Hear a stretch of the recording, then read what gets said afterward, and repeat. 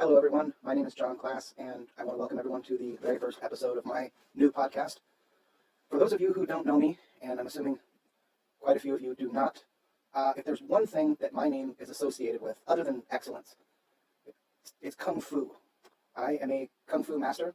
I took my first lesson when I was 6 years old, and I've never looked back. I've been teaching and studying and observing Kung Fu for many, many decades now. And one of the things that a lot of my students have been asking me over the last couple of weeks, as we've dealt with this plague, this epidemic that we're all up against here, is my students want to know, how can Kung Fu help me survive this epidemic? How can I apply these teachings, this discipline, to aid me in my survival as I'm up against these challenges? And here's where I'm going to get things started, folks. Kung Fu is not what you think it is. People hear Kung Fu and you think about movies and TV shows you've seen where there's a bunch of guys in pajamas jumping around, acrobatically kicking one another and making all kinds of ludicrous noises, and people think that's what Kung Fu is. That is not what Kung Fu is. Kung Fu is an attitude. Kung Fu is about arrogance.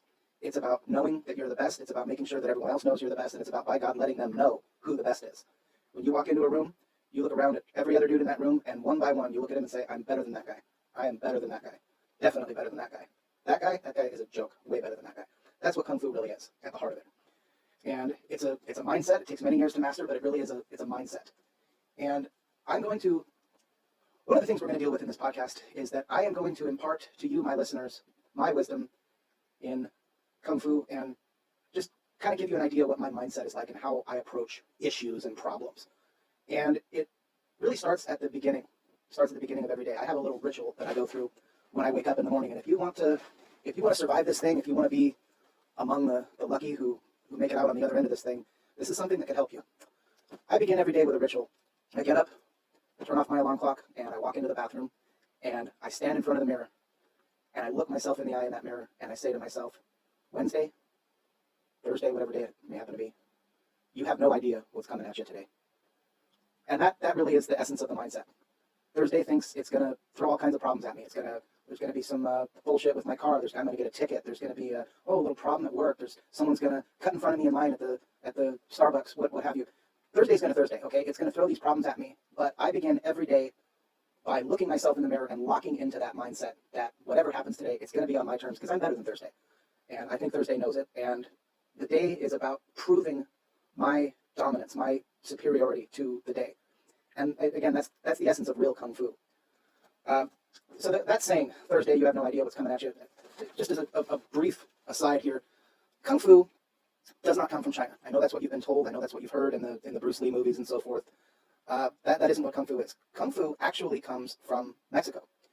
There was a Jesuit monk. His name was Francisco Franco, and he was commissioned by the Pope of Spain. I believe actually at the time the Pope was in charge of both Spain and Portugal. Not super relevant. I'm not sure why that's in the notes here. He was sent to Mexico to build a temple. And given a ship, he sailed across the Atlantic, landed in Mexico. He looked all around, traveled through all the mountains and the deserts and the canyons and the tundras of Mexico, and he eventually settled in an area of what now in the modern day would be the Tijuana, Rosarita Beach area. And he was up at the top of this mountain, and he looked down, and he saw just the absolute perfect place to build the monk area. It was a beautiful beach giving way to a valley, and there were trees for lumber to build the walls and the roof, and there were beautiful granite rocks that he knew he could use to build the sink surfaces and so forth, and it just was the absolute perfect place. And he was up at the top of the mountain, and he came riding down, and checking my notes because I don't remember if he was riding a horse or a donkey. It was a horse. Okay, don't want to make stuff up. He was riding down the mountain on his horse, and in front of him, in the road, appeared 5 Aztec warriors. These guys were yoked. They were big, they were buffed out, not gym muscle, we're talking jungle muscle. These dudes were fighters. And they had swords, they had spears, they had daggers, they had poison-tipped darts, you name it. I don't think they had guns, but more or less everything short of it. Big, mean dudes. And they stood in the road in front of him. And as he approached them, they said to him, what's going to happen now is we are taking you back to our capital city, and we are going to human sacrifice you. And Francisco Franco said to them, no, you're not. What is going to happen right now is that I am going to build my temple. You're going to help me build it. And that's what's going to happen today. And, you know, guys, it can happen the easy way or it can happen the hard way. That's up to you. But one way or the other, my temple's getting built. And he said this with a very particular type of confidence. And this is a type of confidence that when you have a true Kung Fu mindset, it really exudes from you when you're talking. People know that you are not fucking around. You mean business. These guys kind of looked at each other, and it was, what the hell did we do here? This guy, get a load of this guy. They've got to go back to the capital, and they've either got to tell him we found a captive or we didn't find a captive. And they don't want to go back and tell their higher-ups that they didn't find a captive that day. So they say, well, I guess let's go the hard way, bud.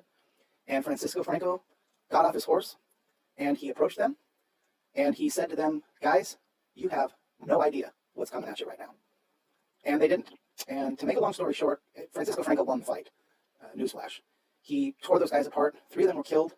One of them was in critical condition for several months after the fight, and one of them actually ended up becoming a monk in the Jesuit monastery there in Tijuana, Mexico. And years later, he ended up traveling to China, and that was how Kung Fu was spread to China. But that whole first part of that story is usually left out of the history books and the movies when people talk about Kung Fu. But it all began there in that encounter with those Aztecs when he told those guys, you have no idea what's coming at you. So, folks, I want to impart this to you, and it is no exaggeration to say that this is a life-saving medication right now.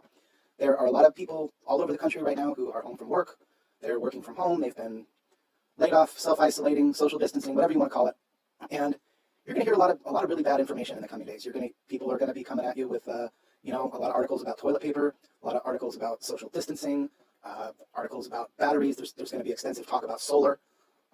You're going to be inundated with a lot of really, really shitty information.